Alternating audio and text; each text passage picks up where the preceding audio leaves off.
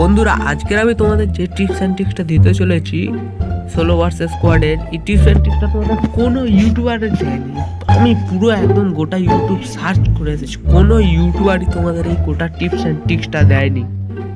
শুধুমাত্র আমি দিচ্ছি তোমাদের টিপস অ্যান্ড ট্রিক্সটা, সোলো ভার্সেস স্কোয়াড খেলার টিপস অ্যান্ড ট্রিক্স। তো ফার্স্টে আমাদের এক কর্নার নেবে একটা ছোটো মতন গান লুটে নিয়ে, তো বড়ো হলেও চলবে, সেটা বড় কথা নয়। ছোট মতো একটা গান লুটতে বাবা একে পেয়ে গেলাম। এবার ওদের কপালে দুঃখ আছে, প্রচুর এনিমিদের কপালে। তো এইদিকে একটা স্কোয়াড লেভেছিল,